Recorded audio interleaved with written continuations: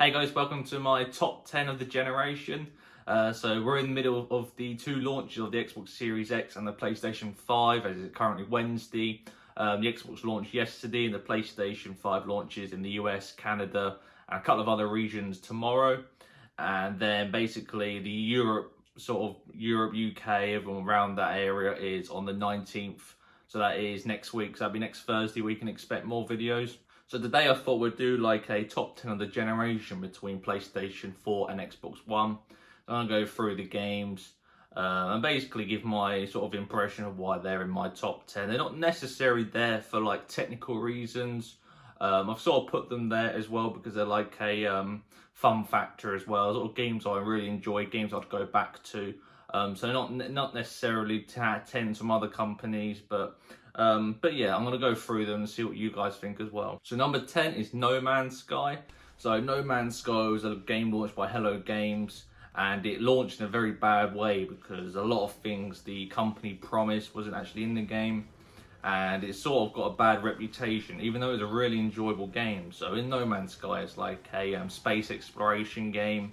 You can go, there's about trillions and trillions of planets in the game to the point where you can't actually explore them all because there's so many. And it had like, it's procedural generated, so each planet is meant to look quite different. You do get a couple of planets looking the same, but with like the procedural generated animals, they all sort of look slightly different. The animals didn't sort of give you that sort of fresh feel to each planet. You'd have like different planets with bases. You could learn different vortex, so different languages for like the different factions around, or the aliens around the No Man's Sky. And I thought that was really cool. I spent quite a few days. I think I had playtime about 14 days on that game. It was quite repetitive because you were doing the same thing. You also had your ship, and you can obviously get different ships, but I thought it'd be a cool story to keep this one small ship and see if I can complete the game with that. And you sort of had to keep getting all these materials to power up your ship and to be able to basically leap forward in light years. So that would be just, you basically got to get to the center of the universe, and that was the way you sort of do it. And you can hit like black holes, they'll teleport you forward. And it was a really cool game. And basically now we're in 2020, they've actually kept adding to this game, adding so much content, to the point is where it probably should have been, and now it's even further where they put the developers what he thought it was going to be. So now you have base building, you have different vehicles you can drive around, you obviously have better ship combat now, you can buy freighters, you can have like a whole load of ships. It's got online play as well, so you can play with your friends, it's got third person mode, it's got so much. And of course this game's also getting upgraded to next gen, so like the fidelity in the game will be a lot more crisp. They're more like, the fauna just be like more vibrant, more grass, more trees. You had to see like further in the distance and stuff. So I think it's a really cool upgrade, and it's really good to see that the company stuck with the game and kept improving it and finally made it how it is today. But that's not something you want to see of every game though, because if a lot of games do launch in this sort of state, but you don't want to see it happened with every game thinking, oh, we can get along with this because Hello Games did it. It was more the such thing, they promised something they didn't deliver, so they sort of had to. For a lot of people who spent, I think it was a £50 launch, you obviously had to make it as what you promised, otherwise it's obviously your company, no one's going to trust your company anymore, so it's really cool to see.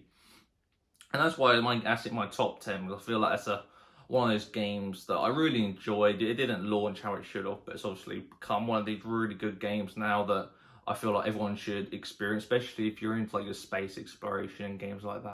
Moving into number 9. So number 9, this is a really strange game because it wasn't a game I was massively excited for. It's not a game I ever thought I'd complete, and it's definitely not a game that would ever reach my top 10 before I played it. But that is Stranding. That's by Hideo Kojima. That was this game that was getting teased for countless years, and we didn't really know what it was. You'd get little clippets here and there of story trailers, and you couldn't really work out what was going to happen. But again, it's another exploration game, but it's really different. So you're set in the world of the United States of America, and you have to sort of travel along America, but connecting different people, because there's obviously like this apocalypse that sort of happened, and you can't you can't easily go out and go to places. So obviously there's like acid rain that can affect you. So you have to have sort of special clothing. There's obviously these like alien ghost looking demon things that like spawn up in different places. And if you have one of these BBs that got a strap onto your chest, they're the only way you can detect these like monsters, yeah, whatever you want to call them. And I thought that it was really unique. Obviously, these games are sort of always do become very unique and very strange. But I felt it was something different. It was a different kind of genre.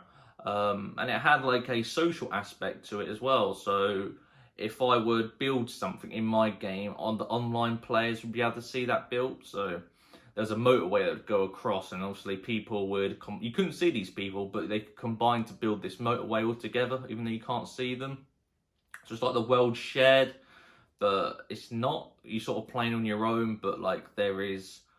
It's a really strange game because you can just sort of find online people where they've dropped cargo in their game, and you can go pick it up even though you'll never see them. And I really thought that was unique, and it was something you could play it alone, but it felt like you were playing with others, and I think that was really cool, really enjoyable game.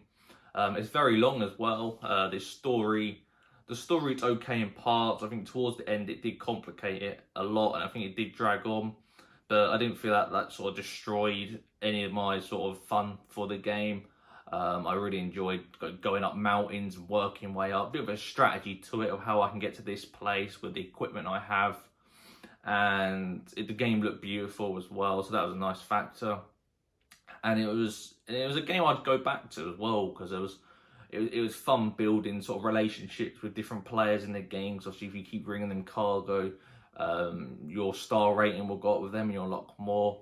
And I felt that was really cool, and it's definitely something you could be able to go back to that game and build up, because I don't believe there'll be any DLC for the game.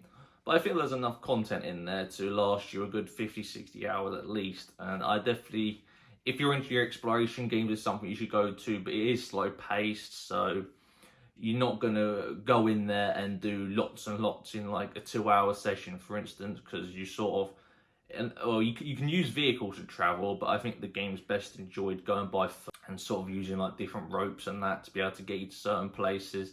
And I feel like that's the best way the game can be experienced. So that's coming at my number 9. Moving into number 8, and number 8 is The Last of Us Part 2. So this one actually is not as low down my list as I thought. So Last of Us 2 is about a 30-hour game. I'd say it's about triple the length of Last of Us 1. And no reason, it was such a fantastic game. The story is very compelling, very gritty, and just like you just wanting to keep following it and seeing what's going to happen and how these characters sort of develop and who you meet along the line. The combat again was fantastic. You'd have it was just so realistic. Like your ammunition, you didn't have a lot, and you sort of have to be sort of strategy, find like different ways to go around. So like you use your stealth. Obviously you attract enemies to go to certain places so you can go around. So you don't actually have to kill everyone in a certain area. And obviously that's sort of similar to Last of Us 1, but with Last of Us 2 having more of these open world sort of areas, it was just fun being able to have a bit of freedom and sort of explore these worlds that are sort of no longer like lived in as they would have been. But the reason I've put it there is because at number 8, because it was sort of too long. I felt, because you have 2 stories, so I don't want to spoil it at all, but you sort of follow 2 stories along the way. And I'd say each story is about 15 hours to compete into the 30-hour campaign. And I did feel like it was too long. It was a game that could have been separated with one story and then maybe have a second story as a sort of spin-off title, should we call it. A bit like Uncharted did, like Lost Legacy, that sort of style. We could have had that other campaign and then linked it together. But that doesn't mean it didn't work. A lot of people really did enjoy the game. A lot of people wasn't massively keen on parts of the story because obviously they're so like love these characters so much, they weren't always happy what happened to them. But I feel like the story worked, and you sort of have like 2 baddies in the game that are like goodies as well. So it's got a really cool twist in the game where it's like you as a player sort of make out which character's good, which character's bad. and you can end up just thinking all characters are good in the game because they're all sort of fighting for their own cause and stuff. And I feel like that's something that's slightly different to a lot of games as well, because you have your protagonist and you obviously have like your villains and that. But in The Last of Us 2, you sort of get two senses of the story where you sort of feel like, oh, maybe the enemies aren't actually as bad as what they seem. And yeah, I think that, and it was definitely a game that was like Game of the Year worthy. I just didn't think it was one of those games where I could go back to it, and I think I'd go back to it and enjoy it, but it's not a game I'd want to go back to and stick another 30 hours into the campaign, because I think that's sort of what took it away from me. That was too long. It dragged in some places where you feel like, oh, it's going to end now, and then it goes on even longer. But apart from that, it's a very, very good game, and it's something that all PlayStation players should experience if you have a PlayStation. Coming in at number 7, and number 7 is the first multiplayer game on the list, and that's Apex Legends.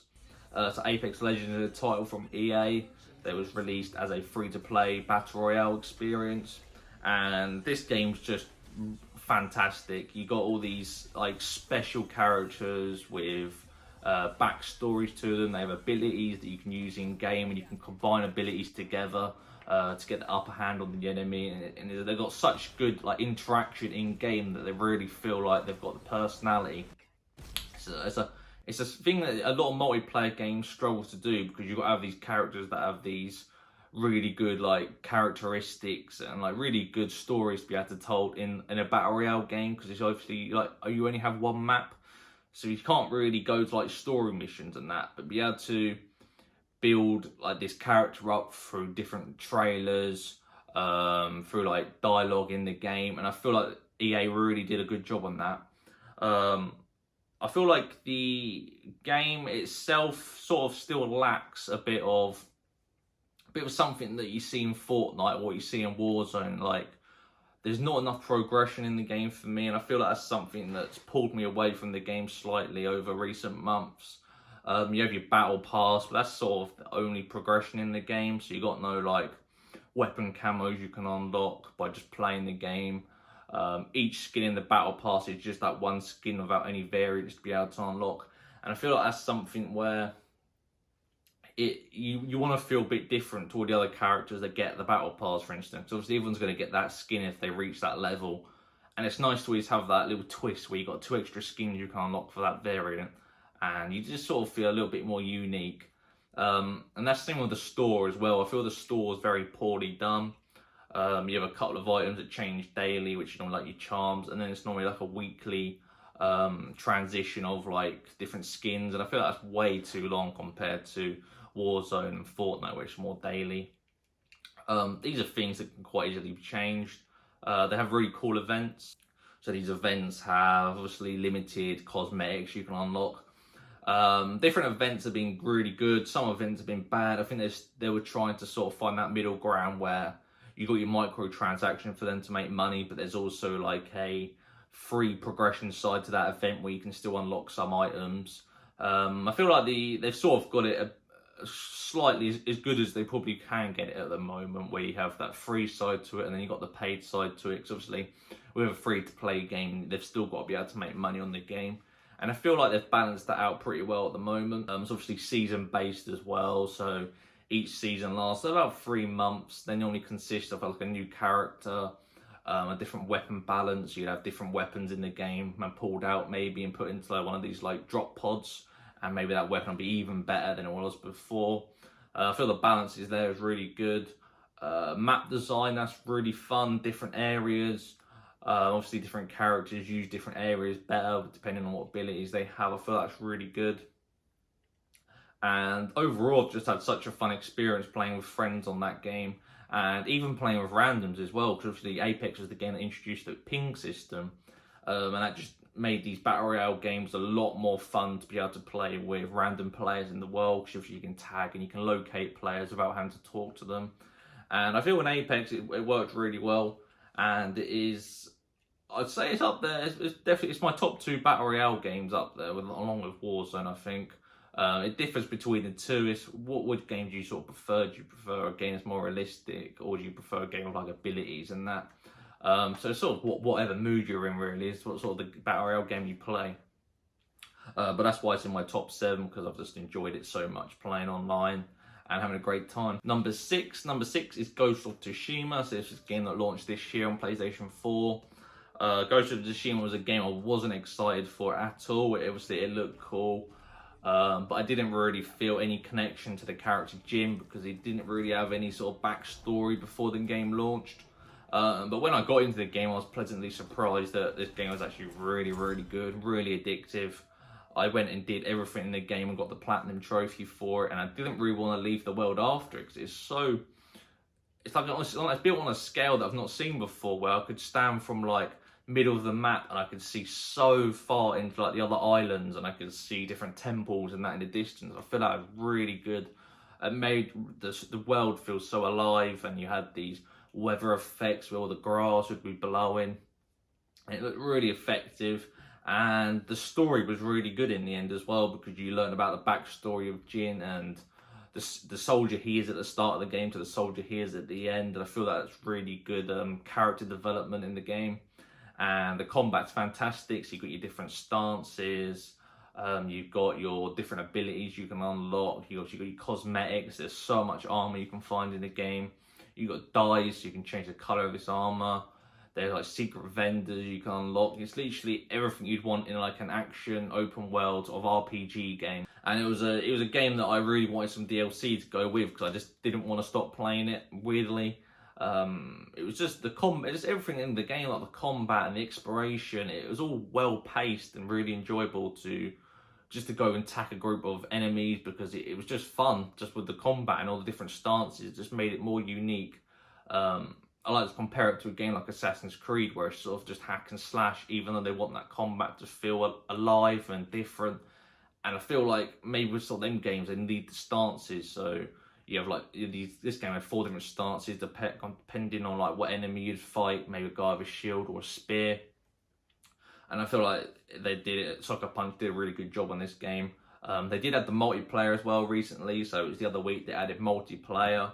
And you could play with up to a few friends. You could do story missions, and then they introduced the raid. Multiplayer I wasn't massively keen on, because I feel like it didn't seem like Ghost of Tsushima. It was more the sort of mythical side of it.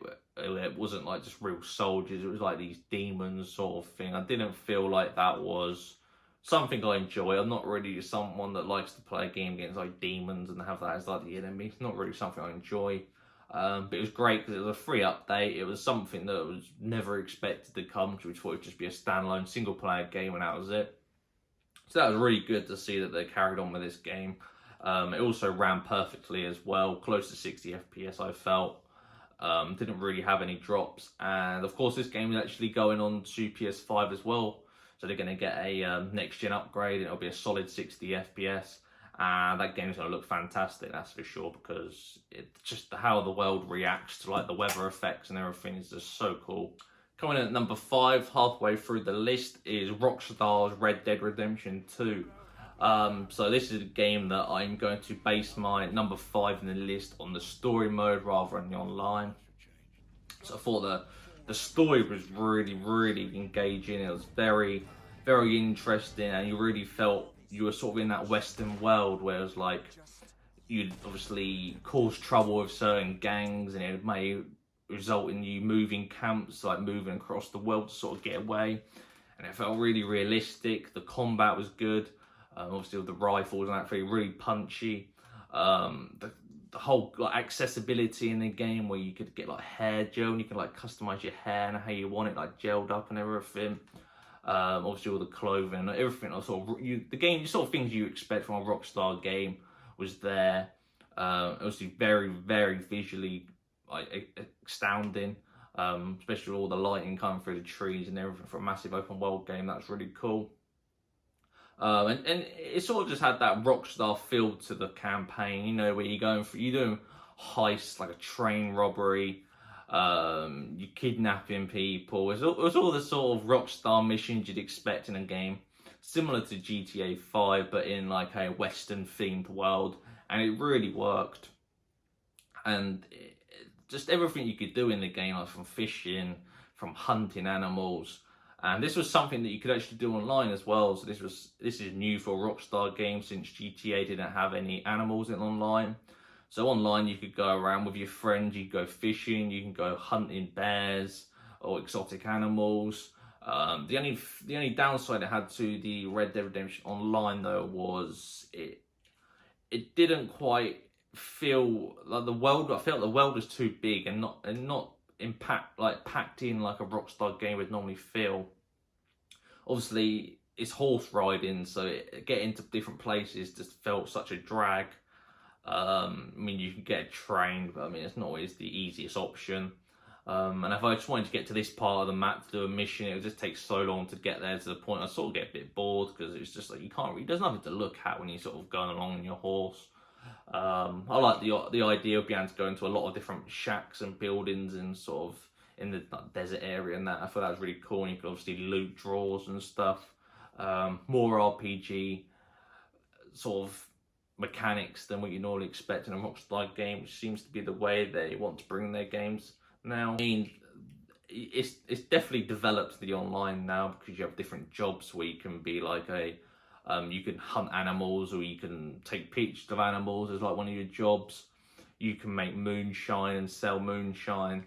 And it definitely developed into a more role-playing game online. I just still feel like the combat works in single player, but the combat don't work in online, and it's something all Rockstar games seem to struggle with, because that's like the auto aim. So if you're looking at an enemy, you can just auto aim onto them, onto their head with a rifle, and that's dead, one shot.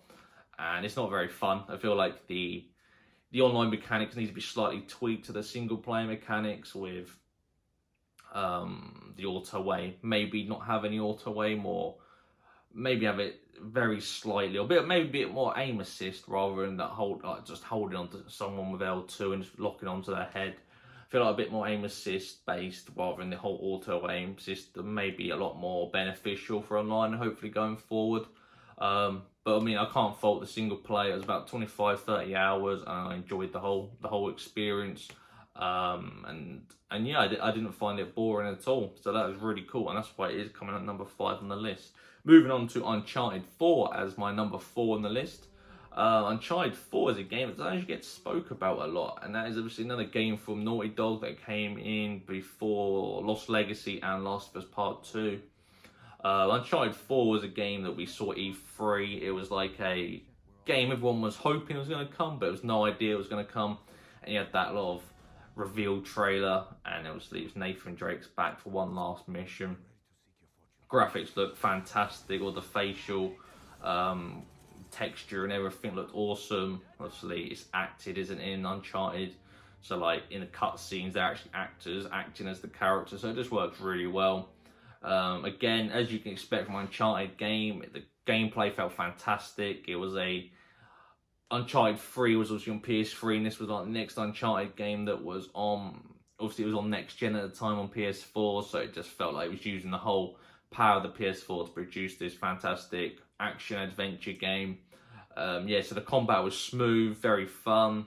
I loved the whole wrench on the cars, where you could pull so if you're going up like a muddy slope, you could pull this wrench out and you'd go up to a tree. You'd have to actually wrap it around the tree yourself and lock it in, and then you could sort of pull the car up the hill. So that was really fun. And it was the first time Naughty Dog had these sort of open world areas, like I explained in Last of Us Part 2. So you can go around looking for your relics and stuff, and I think it was really enjoyable. I love the whole world. I think it was set in Madagascar, I believe, and it was like vibrant, colourful. And if you sort of go down to like these tomb areas and stuff, you do all your little puzzles, all the things you expect from Uncharted. But I felt in this game the story was a lot more engaging than previous Uncharted. You sort of always had this feeling, well, if this is Nathan Drake's last adventure, what's the ending going to be like? You sort of always anticipating what could happen. And I feel like sort of like the anticlimax in the game was very good. It sort of peaked at the point where you sort of know it was going to end, and it sort of did end. It wasn't one of those things where it gets dragged on, so I felt the pacing was really good throughout the whole game. It's just the combat is so fun, where it doesn't ever get repetitive or boring.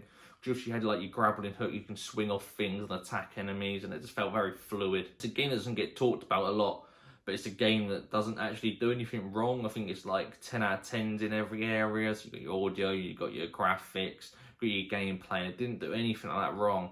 And that's pretty much why it came in at number 4. Had its multiplayer side as well. I didn't really play a lot of the multiplayer. The multiplayer was good, but it's not something you really want to spend a lot of time in. You sort of feel like you play a couple of games, this is pretty cool. It's obviously got all the mechanics on the story mode. And yeah, it works. I'm sure there's people that play it. I got like, you can customize your character, different items and stuff. So it was good. Not something I'd spend a lot of time in, but it's nice just to have that extra once you complete the game. You can just get a little bit more of the game in this online multiplayer mode. But yeah, I'm putting this number 4 basically because of the whole story and just the pacing of it. I never got bored playing this game, so that's why it came in at number 4. Number 3 is probably one you wouldn't really expect, and that is Call of Duty Black Ops 3. So this was the first Call of Duty that basically, well, I think it's the second Call of Duty that brought in the jetpack system that a lot of people didn't like. So I think the first one was Advanced Warfare, and then it was Black Ops 3 that had these jetpack. But I felt the jetpack worked really well because it wasn't like unlimited. You sort of had your boost bar, you can go up, then you sort of go down, you can sort of boost up a bit, boost down a bit, left and right as well. And it also had wall running, and I felt like the maps were made really well to have this wall running feature, where there'd be certain maps we could like wall run outside of the map and then come into the map, and I feel like really worked fantastically for like objective based game modes. I understand a lot though why people didn't enjoy it, because it's one of those things where you're normally walking around on a Call of Duty game and you're just shooting people around corners or coming at you, and you sort of, but straight in front of you shooting them, but then you got people jumping down on you or wall running around the corner, jumping across sort of like the room and shooting you, and also I can see that being really annoying for certain gamers who are used to the slow-paced Call of Duty. But I felt it was fast-paced and it was different and it was unique for the series, and I felt it really worked. I loved the characters in the game with their own abilities. Obviously, their abilities felt like a kill streak. So you obviously had like Spectre's robotic arm that had like a machine gun on it. You had Ruin, who had these like, I'm not really sure what they were, but these like these big sticks you sort of push into the ground and it caused like an explosion and kill people nearby. You had a lady that went cloaked, can't remember her name now, but she had a cloak and you basically sort of go invisible and you can sort of go around areas and then shoot somebody, getting behind them. And that worked really well. I think like all the maps were really good in that game. I felt they all used, like I said, the wall running and everything to perfection. And this was the game was the first Call of Duty I reached Master Prestige in, because normally with Call of Duty you sort of get bored around that. For me, I normally get bored around the February, March, when it's been out since like October, November. It sort of gets a bit boring and you sort of lose interest because the content weren't there, and you sort of just go off and do play something else. But with this game, I just didn't ever feel like that. I felt like the content they brought out was good enough, where you'd get extra maps. This was obviously at the time where you'd have to buy a season pass, so I believe it was like 4 DLC map packs. They also introduced like a loot box system, which I personally didn't mind because you can unlock tokens by playing to unlock these loot boxes. And I feel like if loot boxes had done well, they're really fun because it's like a surprise mechanic where you can open one and you'll get a new cosmetic for your character, or you can get a new gun, which is the part that's not slightly done well, because you can buy points to be able to open these boxes. And that's a tipping point between, is it fair that some people have to unlock the tokens in game, or is it fair that people can spend loads of money on it and get these weapons? So that's the side of it that wasn't always great, and it's something that Call of Duty has seemed to have got a bit better at now because they're more cosmetics rather than being impactful in gameplay. But these weapons you did unlock through these crates never felt that great either. I felt like they're always weaker than the current weapons in the game. Maybe that's something why they did that, because they never felt that amazing. It was always cool to get them though, because like, oh, I've got this gun, you haven't got it, and it felt unique. But on the other hand, it was like you can't unlock this weapon any other way than being able to open these boxes, and obviously there's a disadvantage for a lot of players because it's luck based, isn't it? You don't know what you're going to get. It's like a 10% chance you're going to get a certain item, or it's like a really rare item in the game that you're probably not really ever going to get, and it's just like a system that could be good but it needs to be worked on. And I feel like now they've got rid of loot boxes, it's not the worst ever feature to lose. But I feel like it could have been a feature that they could have worked on, improved, and had it working really well. But yeah, that's pretty much why I put Black Ops 3 there, sort of like play time and just overall fun factor of the game. Coming at number 2, and that is Destiny 1. So I chose Destiny 1 over Destiny 2 because Destiny 1 was a game that launched in 2014, so I think that's the year after next gen at the time consoles launched, and it was something really different and unique that we hadn't really had on PS3 and the 360, and it was obviously like a action adventure sort of RPG looter shooter style game. It wasn't like an MMO, but it was like other players around the world you could sort of go to and talk to and obviously play with, or you had like your social hub where you can talk to different players. You can obviously look at people's gear. There's loads of different armor and weapons you could get, different varieties or like exotic, legendary, rare, and it's just like every character looked unique, and it was really good because every time they'd add different bits of DLC, they'd bring new gear, and there's more things you could do. And I feel like the game was fantastic. It was really well made, and it was annoying that they made Destiny 2 because it felt like if they could have improved Destiny 1 graphics and just piled more DLC into this game and expanded it, like you see with like World of Warcraft or Overwatch, where actually no, not Overwatch anymore because they made Overwatch 2. What's another game? Elder Scrolls Online. We just have this one game and you just keep adding DLC into it rather than making a second game. But it was obviously, they were in Bungie, were in partnership with Activision at the time. This was obviously an Activision thing where, well, let's make another game, we'll get another 50 quid out of it, when in theory you could have, which I think is going to be the option where people are going to, okay, oh, a new Destiny game, let's go buy that rather than paying £50 for a yearly DLC, which I'm not paying £50 for DLC, even though it'd feel like a new game. So I think that was something Bungie would have liked to have done, so that's obviously why we've never seen Destiny 3. But yeah, I'm going to put Destiny 1 ahead of Destiny 2, even though I feel like content was better. It wasn't visually or gameplay-wise better, but I feel like it was something new at the time, and it was a lot more enjoyable experience because it was new, and because you could play with your friends, and you could go do story missions, you can go do multiplayer missions, you could do raids, you could do strikes, you have Prison of Elders, like wave-based modes. And it was unique at the time, and I really dig that sort of game, and it was something why it's at my number 2 in the list, because it was that different and it was fun. And moving on to number 1, so this is probably my favourite game of the generation, and this is a game that you could say, oh, it doesn't really count, but I'm going to count it because it literally does have a PlayStation 4 disc, and obviously case and everything, so I'm going to say it's a PS4 game as well. And I'm putting GTA 5 there. I'm going to say GTA 5 is probably my favourite game ever now. I've put in about 700 plus hours into this game now. And it's just like it's not like an RPG, but it feels like an RPG because I've played it for about 7-8 years now. I've had this one character online, and obviously it's like a story where you go and you buy different properties, and you sort of reach these milestones for your character. And now I've got a yacht. Now I've got a bunker, and you sort of get into that American dream style lifestyle in the game.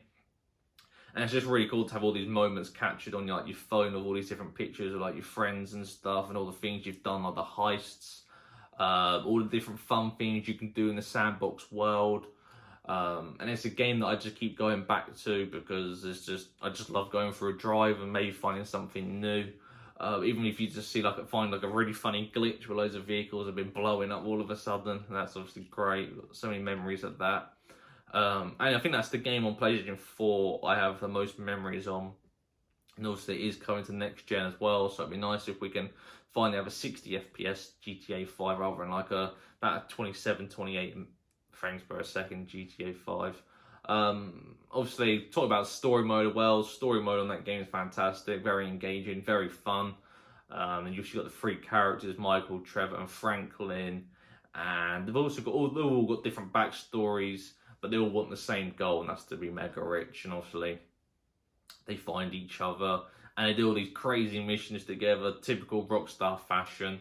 And it's very enjoyable, very fun, and you do have the realistic side to it as well. You sort of feel like you're in like the mafia or something, or these gangsters, and things that probably do happen in America happen in that game, and it's like there's a more advanced system to what the game is. It's obviously a very basic game, but there's like a stocks website in the game built on the phone, where if you put like certain money into certain stocks and then complete the next mission, then stocks can go up and you can like so much more money.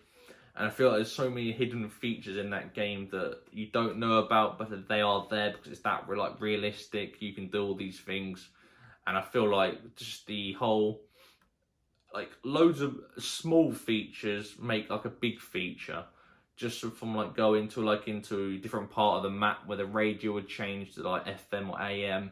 Or you might sort of lose signal slightly in a tunnel in the story mode. It's just all these different things that combine to make a whole world feel alive and realistic, and that's what I've always loved about Grand Theft Auto games. And it's nice to see that a lot of this is obviously coming to online as well. I still feel like because it was on a PS3 sort of like engine it was running on, I feel like there could be so much more they can do with it, like in-game events, like live events, like concerts and stuff, because there are places around the map that could do that.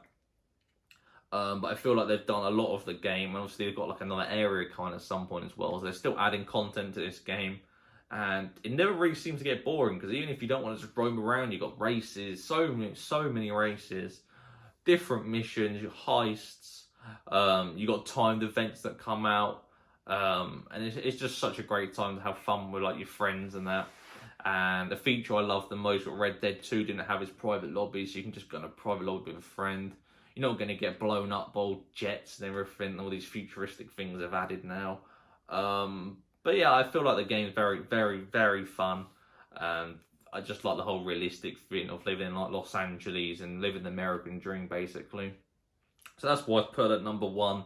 The game I played the most, the game I go back to the most. That's sort of why it's my favourite game of the generation. And I can't wait till GTA 6 finally comes out on next generation, PS5, Series X. And to see just all the features they had in GTA 5 and in Red Dead 2 and combine them all together, then they make them even better. And I can't wait to see just all like the new features they can add to the game. I'm really hoping they had some like sort of like a seasonal effect like Forza Horizon 4 had. Maybe add different periods in sort of like in the world, maybe start in the 1960s and work your way up to like 2020. Different cars and that'd be like rarity because you can't get this car anymore because it's not sold anymore. Things like that I feel like could be really good in that game. Obviously sort of similar to how like the Fortnite world sort of moves along. Having that like a realistic world, I think that'd be really cool. So that's my top 10 games of the generation. Obviously, I've got a few shout outs to Marvel Spider-Man, Horizon Zero Dawn, Forza Horizon 4. Good shout outs to those. God of War as well. So God of War is a game that's probably in most people's top 10. I love that game a lot. It's very fun. I love the story, but it's just not a game I really talk about a lot. I didn't really like connect with the characters as such, even though you sort of got this father-son bond and you sort of teaching your son all the things Kratos knows. It was never a game that I sort of talked to my friends about. It's not something I go, oh, you got to play God of War. Even though it is a game you probably should play if you're on a PlayStation. It's strange. I really don't know why. Obviously, it's it's pretty rated one of the top PlayStation 4 games available now. But yeah, it just didn't really reach my number 10. I'm not too sure why. I guess it's just not a game I'd go back to really. And these games I'll probably dive back into and do something in the game. But yeah, that's why I didn't include it if you're ever wondering. And then another shout out to Sea of Thieves as well. So Sea of Thieves, a game on Xbox One. I've never really played the full quality version because I've got the base Xbox One, as you can probably see in the background. So I never actually experienced like a nice smooth frame rate in that game. But the game is gorgeous. It's been worked on as well. It's got a very similar story to No Man's Sky, where it's been built up over time to include even more content, even more things to do with your friends, and to build that sort of sandbox environment, but as a pirate, and I feel like that's been really good. But I'm going to go through the list again just so you know. So at number 10, No Man's Sky. Number 9, Death Stranding. Number 8, Last of Us Part 2. Number 7, Apex Legends. Number 6, Ghost of Tsushima. Number 5, Red Dead 2. And then coming at number 4, Uncharted 3. Uncharted 4, sorry. Number 3, Black Ops 3. Number 2, Destiny 1. And then my game of the generation is GTA 5. So that's it for this video. Thank you all so much for watching. I will be doing a vlog for the PlayStation 5 launch on next Thursday, so I'll be able to get that up on the Thursday itself. I'll go pick it up in the morning. And I'm going to be doing a 24-hour review for that console as well. So that should be up on the Friday. So I'm going to sort of talk to the camera every few hours, just sort of give my impressions of how the controller feels after like 6 hours, after 12 hours, how the console reacts, and everything like that really. Hopefully it's going to be quiet. I'm sick of the PS4 Pro's noise. But anyway, thank you guys for watching, and I'll see you soon.